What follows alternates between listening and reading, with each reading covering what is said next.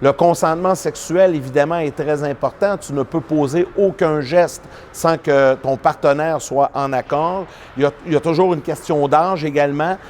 Parce que quand tu arrives à 15-16 ans, tu es confronté souvent à avoir peut-être des relations avec des gens d'adultes ou des gens un peu plus jeunes. La ligne est où? Les limites sont où?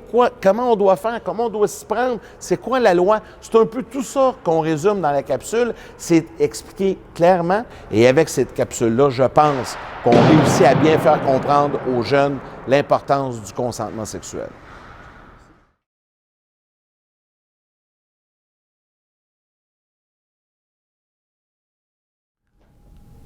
L'adolescence est une étape de vie avec différents apprentissages. Pour plusieurs, c'est le moment où ils vivront leurs premières expériences sexuelles. Aujourd'hui, on va donc voir ensemble différentes notions concernant le consentement sexuel. Au Canada, c'est le Code criminel qui détermine l'âge du consentement sexuel. C'est à compter de 16 ans qu'une jeune personne peut légalement donner son consentement à des activités sexuelles. Le Code criminel prévoit une première exception de proximité d'âge chez les adolescents de 14 et 15 ans.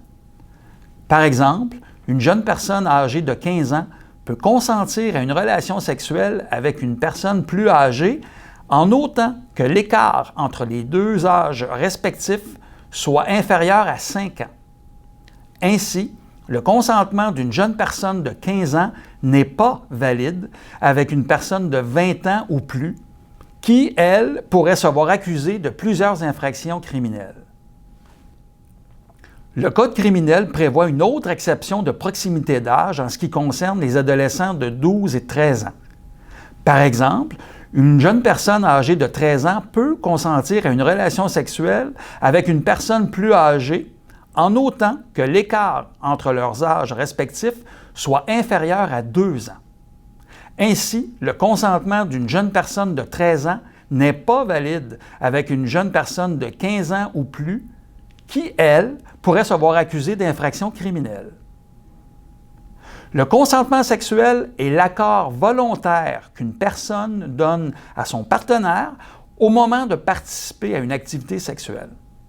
Elle peut le faire par ses paroles, son comportement ou les deux. Le consentement doit être clair. Il doit être donné directement par la personne qui participe à l'activité sexuelle. Son consentement doit être donné de façon volontaire. Le choix de la personne doit aussi être libre et éclairé. Par conséquent, le consentement n'est pas valide si la personne est intoxiquée par les drogues ou de l'alcool. Le consentement n'est pas valide si la personne est inconsciente ou dans un état de sommeil.